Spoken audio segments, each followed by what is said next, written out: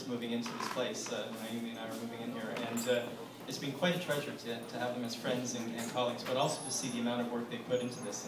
And I think if more people were able to sustain that energy with history, it would be a fascinating thing to explore it, as well as simply be creating it in various ways. Speaking of creation, I'm going to introduce now Cecily Nicholson. Cecily is quite a profound thinker and poet. One of the things I've always found about her is that she takes her interest in social justice and in the occasion of being in place, and is able to take that into her poetry. And I think that's a rare gift indeed. When I approached Cecily, I asked her if she would come out here for a few days, inhabit this space, and write poetry, a bit about the history that had been developed.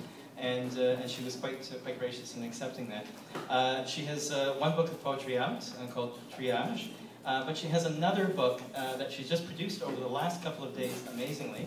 It's called Crossing Water, and it's what she's going to be reading from here. And it does delve into the history and place. And I want to thank her for the energy she's put into this, and it's been quite delightful to have her here. So I'd like you to welcome from New Westminster now, Cecily Nicholson.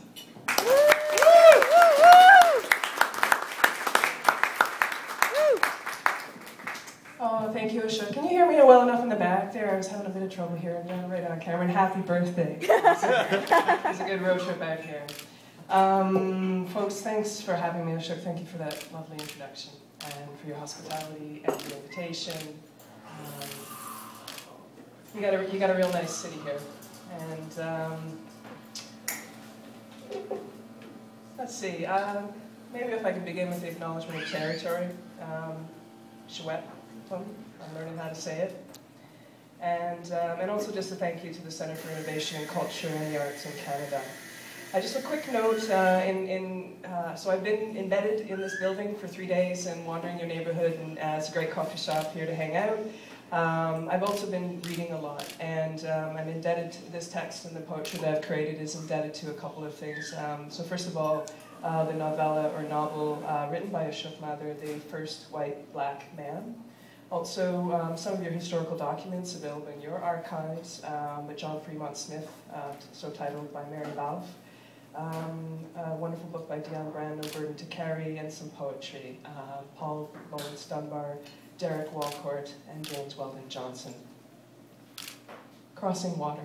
Oh, and please take a book. Sorry, I forgot a quick thank you. Jess, Shima, and where's Ayumi? For your wonderful help in putting these books together. We made 50 of them literally today, so that's awesome. Crossing Water. Those heady days.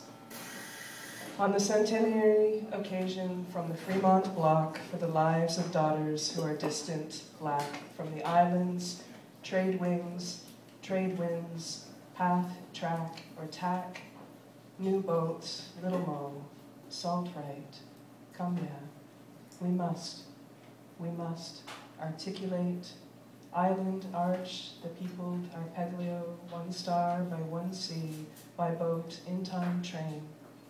There weren't more than villages, then was a bustle round the river. More northerly, other sides of the water, not Shewetham. The barriers colored, stranger and civic, alder, man, national, agent, with reputation. For well-built boots stepped the land, Crucian blood warm to frost, feeding stone, shift buckled through interior, trees still under snow. Restless, multi-talented man, fits guaranteed, point of the pin, the easiest end to find. My eye dim, the steam drill on the left, shall not soon forget. Laborer's journal, unbridled demands. Some say, always a welcome visitor, always an active contributor, beloved, pioneer, Negro, Siwash, family, them weary eyes form high, head low, the block holds. If Black life in Canada as a whole has been absent from the works of Canadian scholars or inadequately served by them, Black women's lives have been doubly hidden. Dion Brand. For Mary. Returning to Mary in 1877, Mary born Victoria, marrying mixed through passage. Mrs. Smith must have mainly kept the small store at Lewis Creek, as that same year Mr. J.F. Smith cut a trail through to Adams Lake. Collecting many mineral samples, carried prospects cross-country. Mary carried 8 children, 2 lost in infancy, 2 sons lost to sickness and war. For daughters, for our present memory, how did they know this block?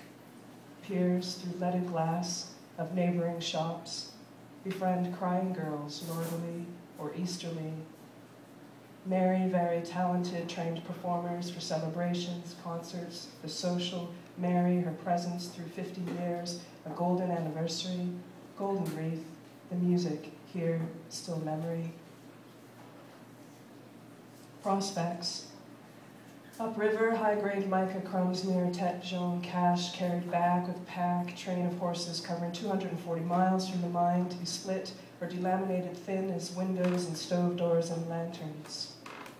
A season away, the gold fields, Dunn Lake and along Dixon Creek, privacy, gold, rush, gold, standards and rings, the pioneering mothers shone through golden anniversaries.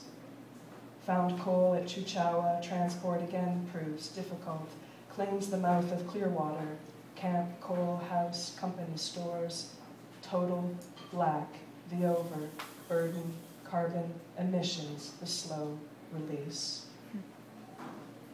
It is often said of a pioneer, born to the newly free, color enlivened, proceed, intent to settle, to transport, difficult, in set, in train, political career, active in the life of a young city. Dispensation of laws, uphold, saw, conditions, form committees, civic, situated, steady operations, simple mechanics, the difference of epaulets, the imagery of World War, boot shop or a residence burned, fires, the rebuild, the body, public, Latin, language, passing. Traders took my brother. Instrumental. A mid-nation 1912 brother became an Indian agent. Agent with many relations, encouraged modern methods of farming, irrigation, taught cobbling, to bare feet residential schools. No fair treatment from the city of Kamloops, since Smith, quote, who was in most ways a good agent, end quote. If ever the